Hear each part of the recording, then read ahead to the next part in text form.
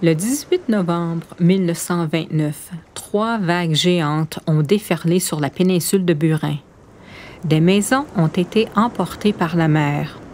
Plusieurs bateaux de pêche ont été détruits. Et en plus, certaines personnes ont perdu toute leur prise de la saison de pêche à la morue. Le premier signe de danger s'est fait sentir vers 17 heures. Un séisme de 7,2 sur l'échelle de Richter a frappé les Grands Bancs. Il était si puissant que l'on a pu sentir les secousses du sol sur la péninsule de Burin, qui se trouve à 265 km de là. When suddenly this roar and this loud bang Quand soudain nous avons entendu un grondement et un violent bruit, et la bouilloire et les assiettes ont commencé à danser sous le poêle. Nous avons paniqué.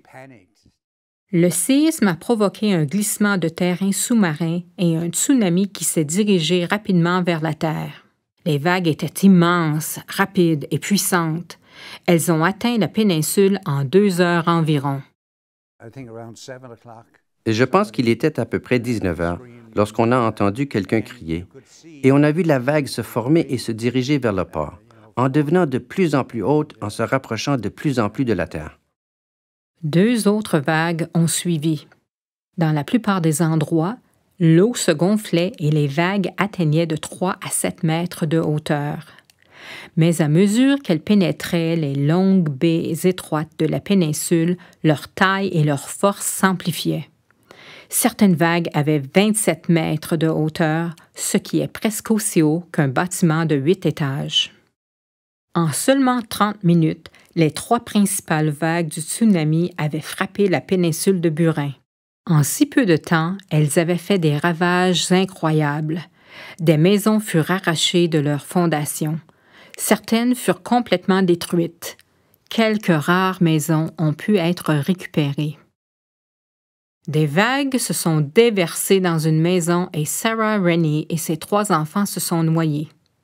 Une 4e enfant, Maggie, fut retrouvée vivante plus tard au 2e étage.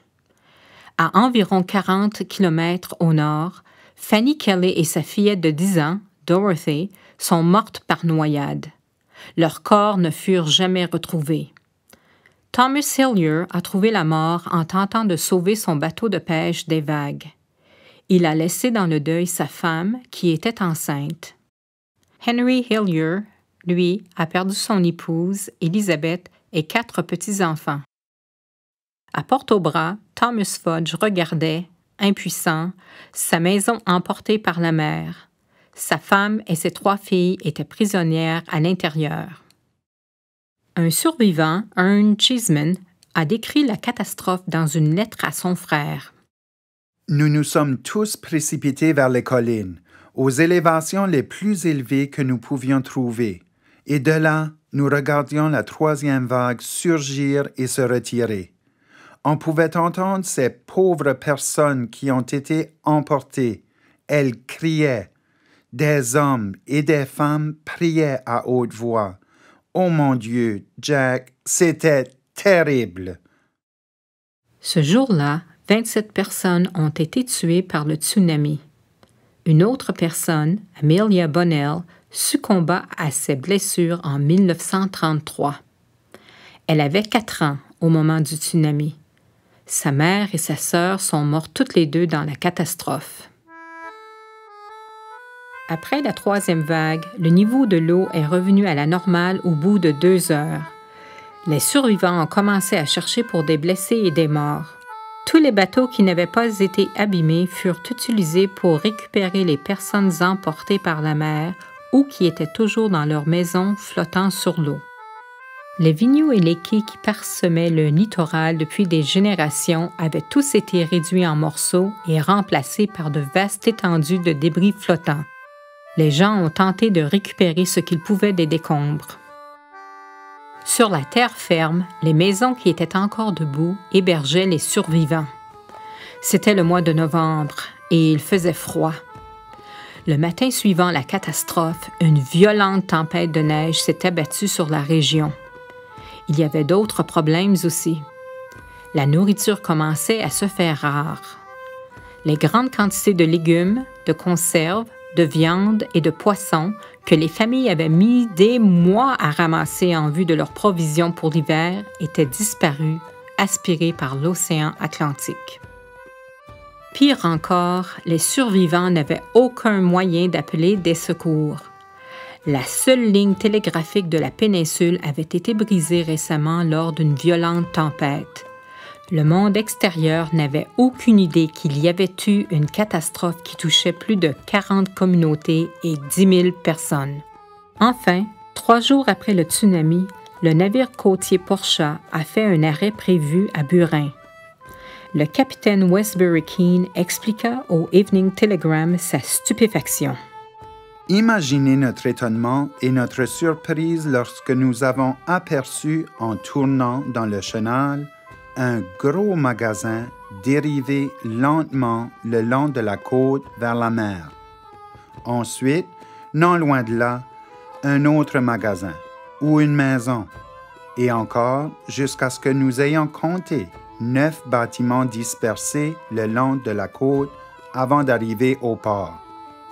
Et la scène qui s'est déroulée devant nos yeux en arrivant dans le port était encore plus macabre.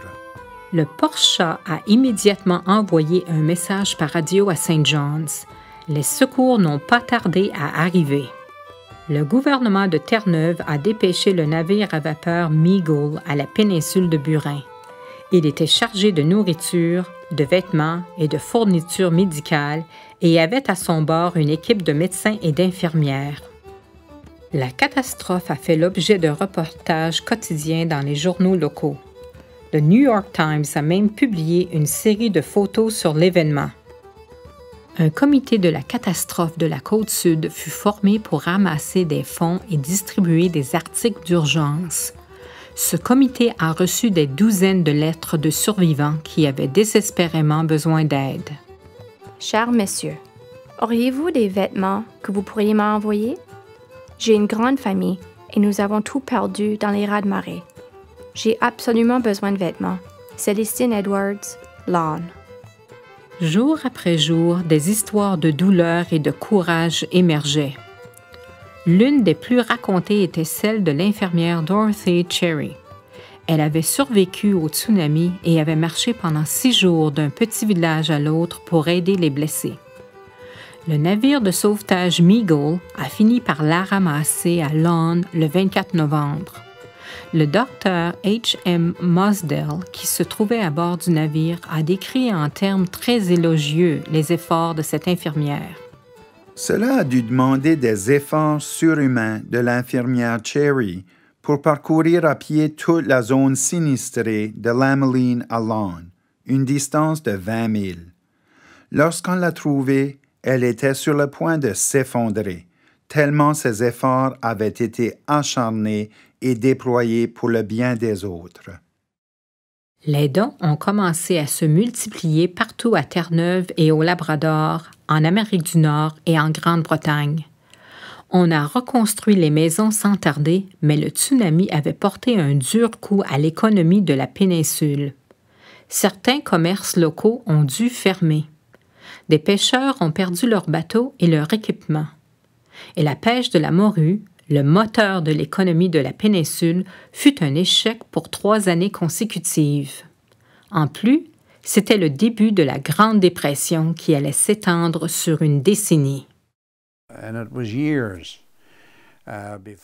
Et des années se sont écoulées avant que des personnes s'en remettent. Certaines ne s'en sont jamais remises. Elles ont tout simplement trouvé un autre moyen de gagner leur vie en quittant St. Lawrence pour aller s'établir ailleurs.